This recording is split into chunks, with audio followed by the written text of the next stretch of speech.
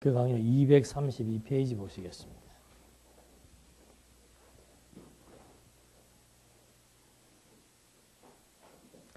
(232페이지) 그 큰 제목이 그리스도께서는 중보자의 직책을 수행하시기 위하여 인간이 되셔야 했다.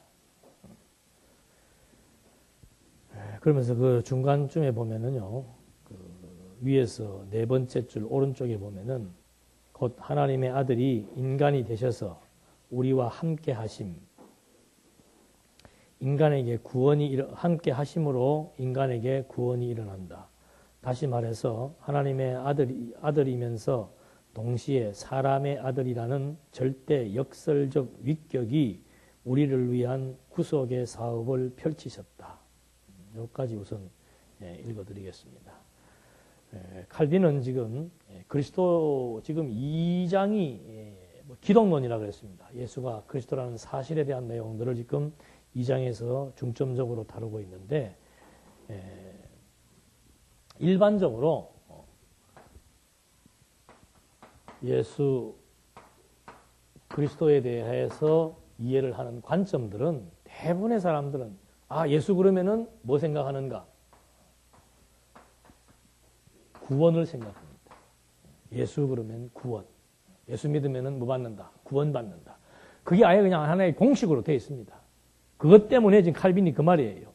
예수께서 하나님의 아들인데 인간이 되셔서 이 땅에 오신 이유는 뭔가 하면은 예수 그리스도가 하나님의 아들이시며 아들이신데 인간의 몸을 입고 이 땅에 오셨다.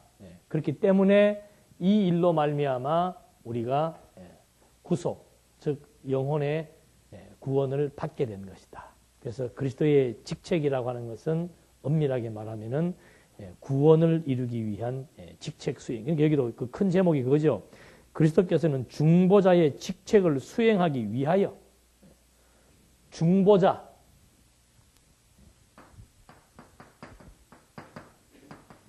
중보자라고 하는 것은 A와 B 사이의 어떤 계약 관계에서 계약을 이루기 위해서 역할을 담당하는 사람입니다. 그래서 우리는 그 부동산 중보자를 뭐라고 얘기하는 거예요? 부동산 중개인, 옛날에는 복덕방 그렇게 했죠. 그런 의미에서 중보라고 하는 의미는 뭔가 하면은 신과 하나님과 인간의 이 관계에 있어서 하나님과 인간 관계가 어떤 관계로 형성돼 버린 거예요. 서로가 원수가 돼 버린 거예요. 그래서 하나님과 인간을 뭐 하기 위해서? 서로 화해시키기 위해서. 그러기 위해서 중보자의 직책을 담당하신 것이다. 그게 다른 말로 하면 구원이라 이 말이에요. 예수님께서 왜 오셨는가? 인간과 하나님의 담이 막혀가지고 서로 원수가 되었기 때문에 그 관계를 어떻게 좋은 관계로 화해시키기 위해서 예수께서 하나님의 아들이시지만 인간의 몸을 입고 이 땅에 오셔서 하나님이시면서도 인간이 되는 아주 그 역설적인 위격. 이 말을 하는 나도 무슨 말인지 잘 모르겠어요. 어렵다는 얘기죠. 신이면 신이고 인간이면 인간인데 신이 인간의 몸을 입고 와가지고 행사한다. 그래서 초대교회 때부터 이단, 요새는 이단의 기준도 애매해요. 요새는 뭐 하여튼 자기들 마음에 안 들면 이단이라고 그러는데 초대교회 때 초기의 이단 논쟁은 뭔가? 예수의 육체로 오심을 부정하는 자. 그러니까 예수 그리스도를 놓아놓고서는 그는 신이다 만 강조하는 자도 이단이었고, 신이다만 강조하니까 뭘 부정한 거예요? 인간의 몸을 입고 오신 것에 대해서 부정하는 그런 부류가 있었고, 그의 신성을 완전히 부정을 하고 그는 그냥 인간 예수다. 요즘도 이런 오리지널 이단이, 이게 오리지널 이단이에요. 그래서 이 오리지널 이단들이 내세우는 책 제목이 뭔가 하면은 인간 예수. 그런 책들 많이 나옵니다. 그 다음에 역사적 예수. 속으면 안 돼요, 여러분. 역사적 예수 그러니까. 아, 예수님이 이 땅에 오셔서 실제로 모든 일을 하셨구나. 그 예수님이 하신 모든 일들을 다 사실로 믿는구나. 그게 아니고 예수의 인간적인 요셉의 아들로 이 땅에 태어나서 목수의 아들로 태어나가지고 목수의 아들이 아버지의 그 직업을 따라서 목수가 된 게 아니고 목수일 조금 하다가 간둬버리고 그 다음부터는 어떤 정치 사상가로 둔갑을 해서 이 시대에 새로운 사상을 선포했던 그런 아주 메시아적인 인물이다. 그는 아주 훌륭한 인물이었다. 새로운 이상세계를 추구해 나갈 수 있는 새로운 도덕적 삶을 지향해 나갈 수 있는 그런 새로운 구도를 우리에게 제시해 준 그런 역사적 예수이다. 이게 이단이에요.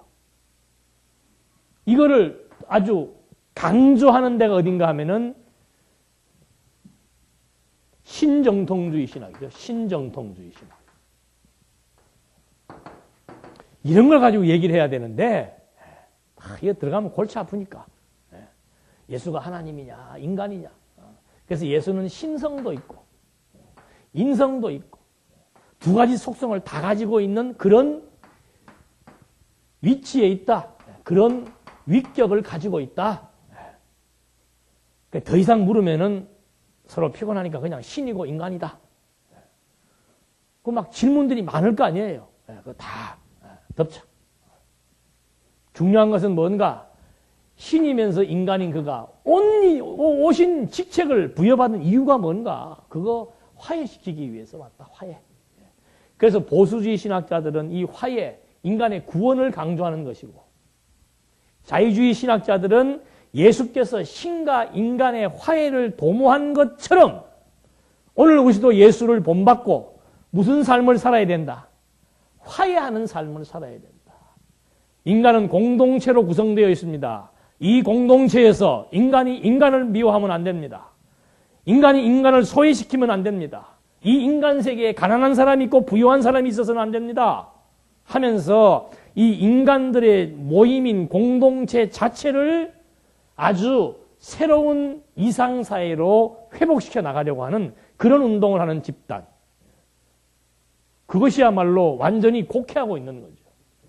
지금 여기는 칼빈은 지금 어디를 중점을 두었는가 하면은 조금 더 읽어보면 재밌는 데가 나와요. 233장 위에서 세 번째 보십시다. 위에서 한 여섯 번째 보시면은 그 절대 역설의 신비적 위격을 지닌 예수 그리스도께서 찾으셨어요? 예. 그 다음에 한번 읽어보십시오.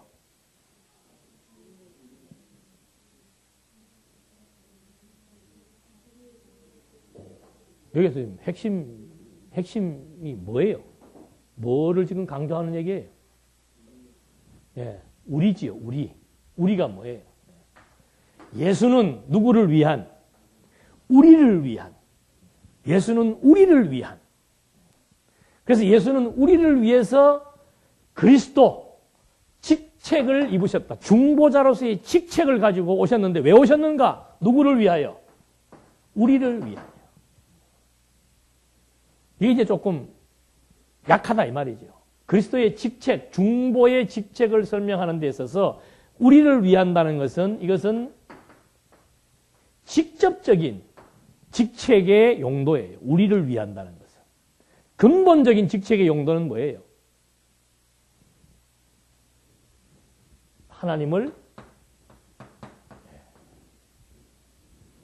하나님이 이런 분이다. 중보라고 하는 것은 계약을 성사시키는 거예요. 하나님께서 창세 전부터 세워놓으셨던 뭐가 있어요? 뜻! 이것을 창조하시면서 언약으로 우리 피조세계에 나타내 주신 거죠. 그 비밀을, 이 언약을 누가 이루는 거예요? 중보자가 이루는 거라니까. 그 언약을 성취하기 위해서 누가 오신 거예요? 그리스도가 오신 거예요. 왜 성취하시는가?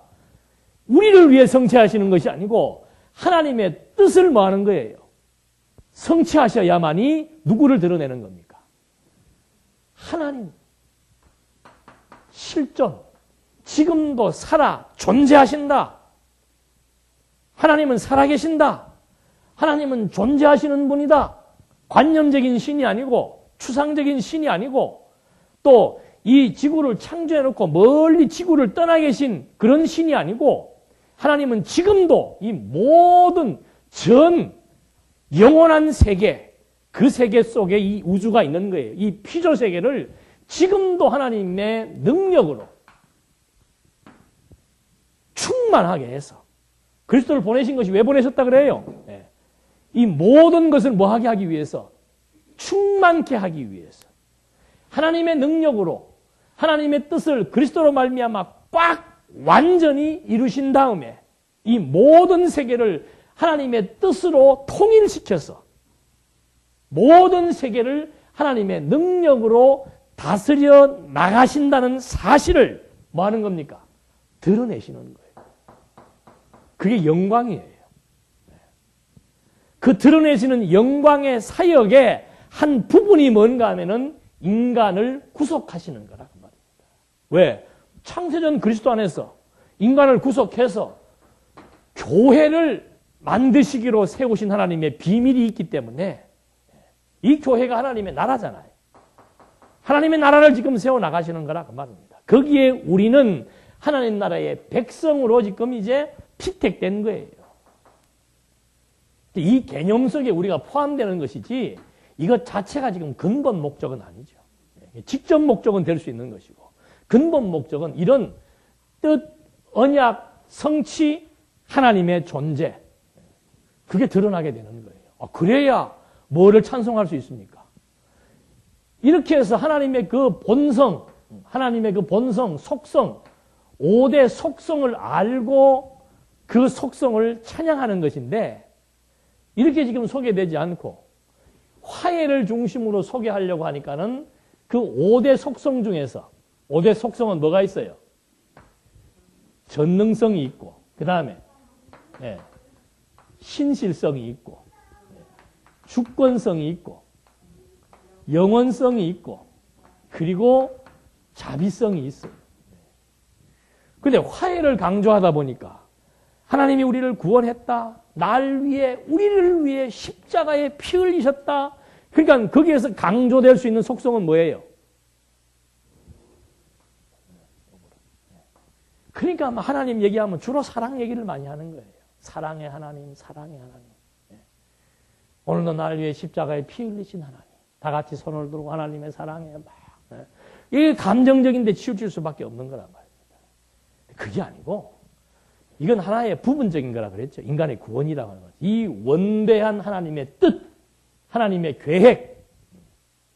그게 하나님의 나라 세우는 거 아니에요. 그 하나님의 나라를 세우시겠다고 하나님께서는 아담에게 선언을 해준 거예요. 내 나라 세우겠다. 이 피조 나라를 만들어 놓고, 피조 세계를 만들어 놓고, 이제 여기에다가 내 나라 세우겠다. 그 말입니다.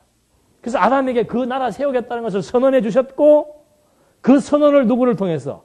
그리스도를 통해서 그 나라를 세운 거예요. 지금 우리가 어디에 살고 있는 거예요?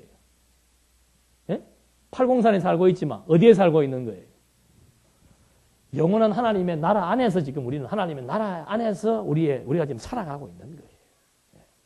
근데 하나님의 나라는 눈에 보이질 않고 뭐만 보여요? 대구만 보이는 거예요. 대구만. 대구의 땅만 보이고 대구의 하늘만 보이는 거예요.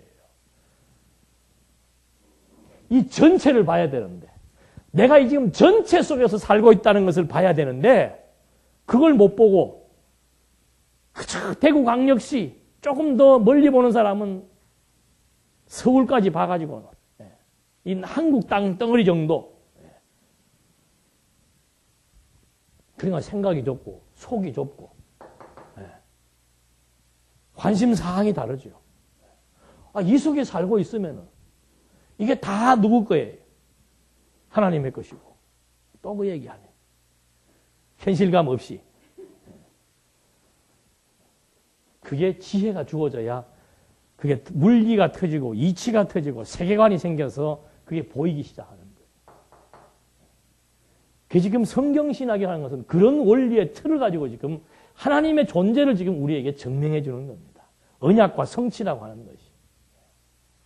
그렇게 해서 하나님의 존재가 드러나게 되니까 그 존재 앞에서 인간이 무능하고 피조물이 무능하고 불성실하고 변덕스럽고 종속되어 있고 한계가 있고 유한하지요. 한계가 있고 끝이 있고 자비하지 못하고 사악한 자기 본성 그게 하나씩 하나씩 발견되니까 그다음부터 이걸 정리하고 이쪽으로 우리의 생각과 사상과 삶이 전환되어지는 것. 이게 새 사람을 입는 거예요. 그거 깨닫게 해주고 그것 알게 해주려고 하나님께서 우리의 생각대로 일을 어떻게 해요? 안 되게도 하고 되게도 하는 거예요. 그렇게 해서 내 생각대로 되는 것은 안 좋은 것이고 하나님의 생각대로 되는 것이 좋은 것이다. 그걸 알게 해주는 거예요. 그걸 이제 하나님의 생각대로 되어지는 것이 좋다는 것을 모르니까 우리는 이 현실에 살면서 뭐 하는 거예요? 내 생각대로 안 될 때 뭐가 나는 겁니까? 스트레스 받는 거예요. 하나님의 생각대로 되는 것이 좋은 줄 알면은 내 생각대로 안 되는 일을 보아도 뭐해요? 즐겁고. 설령 내 생각대로 되어도 즐겁고 안 되어도 즐겁고. 왜? 내 생각대로 되는 일이든 모든 것이 다 하나님의 뜻대로 된다는 사실을 아니까 거기에 굳이 내 주관, 내 생각, 내 계획, 내 욕심을 관철시키려고 하는 그런 고집이 안 생기는데 그걸 모르니까 이제 죽어도 자기 고집이 생기는 거죠. 그래서 하나님께서는 네 생각은 헛된 것이고 하나님의 뜻은 참된 것이다. 그거 교육하는 거예요. 하나님의 뜻이 더 좋다. 하나님의 뜻대로 되는 게 훨씬 유익하고 훨씬 아름답고 훨씬 즐겁고 기쁜 일이다. 그걸 경험을 해야 될 거 아니에요. 그래서 우리의 삶을 그렇게 때로는 사망의 어둠에 음침한 골짜기로 몰아가시기도 하고 때로는 정말 푸른 초장으로 인도해 나가시기도 하고 그래서 이 하나님 계시라고 하는 이 용어는 늘 쓰고 계속해서 쓰는 용어입니다만은 이게 근본이에요. 근본. 섭리의 목적. 하나님 드러내기 위한 것. 하나님의 영광을 지금 드러내시기 위한 것. 그래서 지금 이 보는 관점이 이렇게 다르다는 거죠. 그래서 이 직책을 수행하기 위해서 인간이 되신 것. 그 중보자의 직책이라는 것은 인간의 구원을 위한 중보자의 직책을 수행하기 위해서 인간이 되었다는 얘기는 지엽적이고 직접적이라면은 하나님 계시를 드러내기 위해서 직책을 수행하셨다는 것은 근본적이라고 하는 사실을 그리고 총체적이라고 하는 사실을 우리가 확실하게 비교해서 알 수가 있는 겁니다. 그래서 이런 맥락 속에서 개혁주의 신학자들은 그리스도의 직책의 목적을 개인 구원에 두고 아까 말씀드린 대로 자유주의 신학자들은 사회 구원에 두고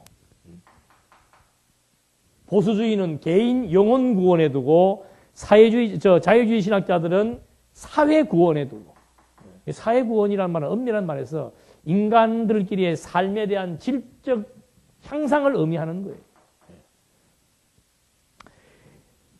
그러나 성경신학은 완전히 계시 방편이죠. 그리스도 그러면 하나님에 대한 존재 계시 이것을 우리가 확인을 해볼 수 있는 겁니다. 그 다음에 234페이지에 보면은 위에서 다섯 번째 보면은 그러면 나오죠. 그러면 구원 사업을 성취하기 위하여 왜 예수 그리스도는 인간이 되셔야 했고 왜 하나님의 아들이셔야 했는가? 예수 그리스도께서 참인간 그것도 전인이 되셔야 했던 이유는 율법 말씀과 죄인으로서의 인간에서 본대로 거룩하신 하나님과 그의 율법 말씀과의 만남에서 노출된 인간의 운명을 걸머지셔야 했기 때문입니다. 왜 예수께서 인간이 되셔야 했고 하나님의 아들이 되어야 됐는가? 여기 나오잖아. 예수는 뭐예요? 하나님의 아들이고 인간의 몸을 입고 오신 하나님의 아들이다. 왜 이렇게 하나님께서 하나님의 아들로 인간의 몸을 입고 이 땅에 오셔야 됐느냐? 여기서 뭐라고 얘기하는 거예요? 인간의 뭘 걸머지기 위해서? 인간의 운명을 걸머지기 위해서. 인간의 운명이 뭐예요? 에? 인간의 운명이 사망, 그렇지. 죄인 아니에요, 죄. 죄인. 그러니까 우리가 팔자 얘기가 운명이나 마찬가지야. 팔자나 운명이나 똑같은 거예요. 아이고, 내 팔자야. 내 죄 때문에. 뭐가 이렇고 저렇고. 그런 죄로 말미암은 사망에 이른 그런 인간의 어쩔 수 없는 운명. 누구 때문에 주어진 운명이에요, 이게? 조상과 못 만나가지고. 아담의 범죄로 말미암아 주어진 인간의 억울한 운명.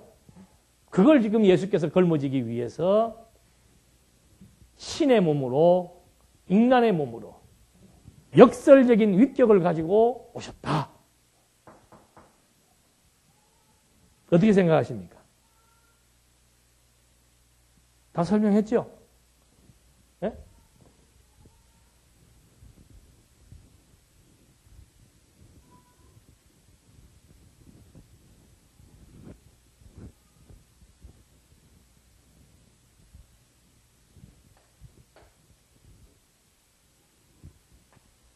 로마서에서는 예수 그리스도를 뭐라고 설명합니까?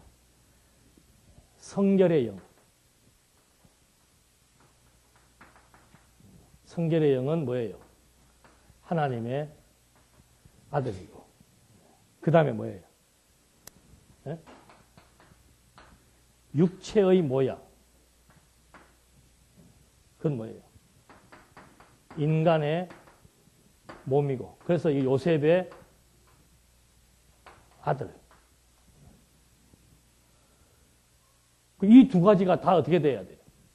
그리스도가 성취해야, 이 두 가지를 다 갖추어야 예수는 뭐가 돼요? 그리스도가 된다, 이 말이죠. 그러니까 이 두 가지를 취하는 근본 목적은 뭐예요? 내가 그리스도라고 하는 사실을 증거하기 위한 겁니다. 왜? 그리스도를 보내시겠다고 하나님께서 뭐 했으니까? 언약했기 때문에. 그러면 그 언약을 이루시지 못한다면은 하나님의 존재가 불투명해지게 되는 거죠. 그러니까 모든 섭리의 목적은 하나님 지금 보여주기 위해서 섭리하시는 것이고, 보여주시는 원리가 뭔가? 이게 로고스 아니에요. 로고스. 창세전부터 세워놓았던 당신의 뜻, 당신의 말씀, 당신의 계획, 당신의 사상, 그걸 지금 드러내시는 거예요. 뭘 통해서? 언약을 그리스도를 통해서 성취하심으로써. 그래서 말씀이 뭐가 되고 오신 거예요? 육신의 모양으로 오시는 거라 그 말입니다. 말씀이. 그 말씀을 우리는 이제 신성이라고 얘기할 수 있죠. 말씀이. 태초의 말씀이 하나님과 함께 계셨다. 말씀이 하나님이에요. 그 말씀이 육신의 몸을 입고 세상에 오신 거예요. 그래서 예수가 하나님이 육신의 모양으로 이 땅에 오시기 위해서 어떻게 약속을 해놨습니까? 반드시 육체의 모양으로 오신다는 것을 구약 성경에 약속해놓은 거예요. 무엇을 통해서? 아브라함과 다윗의 자손으로 오시는 거죠. 그래서 예수가 하나님의 아들인 것은 무엇이 증거해 주는 겁니까? 성령의 잉태예요. 육신의 모양은 뭐예요? 마리아가 요셉과 정혼한 거예요. 그 유대인들의 그 약혼이라고 하는 것은 바로 결혼과 같은 맥락입니다. 그리고 이미 법적으로, 혈통적으로 누구의 아들로 지금 된 거예요? 아브라함과 다윗의 후손인 요셉이 다윗 지파자, 유다 지파잖아요. 그래서 혈통적으로, 육신적으로 요셉의 계보로 타고 오시는 거라 그 말입니다. 그래서 아브라함과 마태복음의 다윗의 자손 예수 그리스도의 세계라. 그게 제일 먼저 나오는 이유가 뭔가? 하나님의 아들이 하나님의 아들이 오신 증거는 뭔가? 성령의 잉태지요. 성령께서 잉태시켰는데 어떻게? 마리아의 몸에다가. 그 마리아는 누구인가? 요셉과 정혼한 자다. 그 요셉은 누구인가? 유다 지파의 한 남자라 이 말입니다. 그래서 예수가 무엇이다? 그리스도이시다. 이걸 지금 증거해 주는 거죠. 무슨 인간의 아까 뭐라고 했어요? 인간의 운명. 인간의 운명을 걸머지기 위해서 오신 것이 아니고 근본은 이거예요. 근본. 그렇게 와서 하시는 사역이 뭔가? 하나님의 나라를 완성하기 위한 사역 아니에요. 하나님의 나라, 하나님의 나라인 교회를 완성시키려고 하니까 그 교회의 대상이 어떤 자들이에요? 이방인들, 죽었던 자들 아니에요. 이방인들. 과거에는 유대인도 아니고 과거에는 하나님과 상관도 없고 약속도 없고 과거에는 죄인이었으며 죽었던 자들이다 이 말입니다.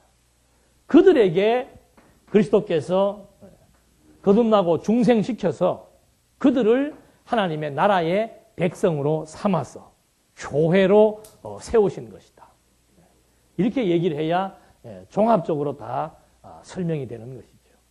그럼 예수는 그러면은 예수는 그러면 인간이니까 인간의 모양으로 왔으니까 예수께서 죄를 지을 수 있냐 없냐? 그걸 가지고 지금 문제가 되는 거예요, 지난번에. 왜 그런 얘기가 나오고 예수님 주변에 누가 많았어요? 여자들이 많았어요, 여자들이. 아리따운 여성들이 많아가지고 막 어떤 여성은 막 그 비싼 향수까지 그냥 갖다가 막 머리에서부터 막 뿌리고 막. 그리고 그 바리새인들이나 그 반대파들이 볼 때는 참 웃기네.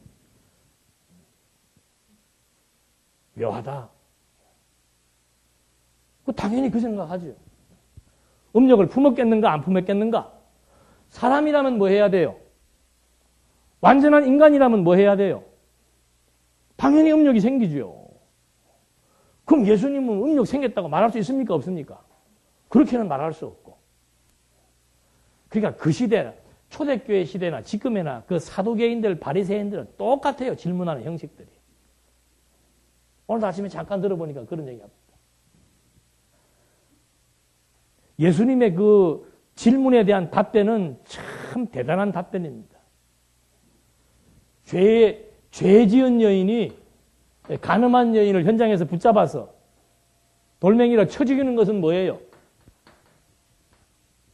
율법이잖아요. 그러면 그 현장에 와서 죽이지 마라 그러면 뭐가 돼요? 율법을 어기는 게 되고 죽이라 그러면 뭐가 돼요? 이야, 저 자비야 무자비하네. 그게 예수님 뭐라고 답변하는 거예요? 죄 없는 사람 돌로 쳐라. 그 율법을 지키란 말입니까? 말란 말입니까? 예? 뭘 지키란 말이에요? 율법하고 상관없는 얘기지. 세금을 내야 됩니까? 안 내야 됩니까? 그 예수님 답변이 뭐예요? 우리는 꼭 질문이 내야 됩니까? 안 내야 됩니까? 물으면은 내라 말아라 그걸 지금 들으려고 하는 거예요. 그 예수님이 가이사의 것은 가이사에게, 하나님의 것은 하나님에게. 그러니까 머리 나쁘면 뭔 말인지 모른다니까. 그 지혜가 없으면 아리송한 게 아니고 지혜가 없으면 모르는 거예요. 그러니까 베드로 막 따라다니면서 오른팔이라고 해도 무슨 말인지를 모르잖아요. 뭐 씨앗이 뭐 돌짝밭에 떨어지고 뭐 어디에 떨어지고 그럼 이상하네 무슨 말인지. 그 좀 알아듣게 얘기 좀 하십시다. 이왕이면 사람이 이렇게 많이 모였는데 좀 많은 사람들이 알아듣게 좀 얘기 좀 하십시다. 예수님 너희들만 이리 와라. 돌밭은 무엇이고 가시밭은 무엇이고 무슨 밭은 무엇이고 옥토는 무엇이다. 이것이 너희들에게는 듣기로 되어 있지만은 들어봐야 뭔 말인지도 모르고 들어서는 안 될 자들이다. 그 비유의 목적을 설명해 주잖아요. 그러니까 어떤 관점을 가지고 사건을 해석하려 하느냐 그거에 따라서 해석 방향이 완전히 달라지는 것이고. 그러니까 완전한 인간이라야 인간의 운명을 걸머질 수 있을 거 아니에요. 완전한 인간이라야. 근데 또 완전한 인간이라면 또 죄가 있어야 된다니까. 또 죄가 있다라고 하고 완전한 인간이라고 한다면은 그 여성적인 문제에 대해서 어떻게 될 것인가 혼란스럽다 이 말이죠. 그래서 막 무조건 아니다. 그런 얘기가 아니고 칼빈이 얘기를 잘했어요. 성령 충만하신 분이다. 그러니까 성령 충만하니까 성령으로 잉태되어서 성령으로 충만한 분이시니까 육체야 당연히 육욕이 있지요. 그걸 무엇이 성령이 어떻게 해요? 다 제압해버리는 거란 말입니다. 그 말을 했다고 그걸 이단이라고 그러니 참 답답할 노릇이지. 언제 예수의 인간의 오심을 부정했습니까? 그런 거 부정한 적도 없는데. 그래서 이 기독론에서 예수의 인성과 신성 나누는 게 좀 문제가 있는 거예요. 어떻게 이 몸을 나누어요, 나누기는. 그냥 말씀은 본성이에요, 본성.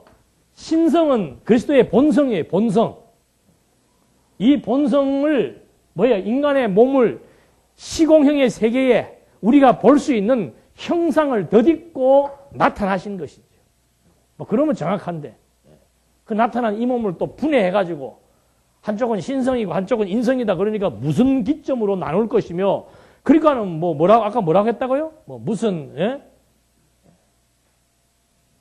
설명하기 힘든 모호한 부분이다.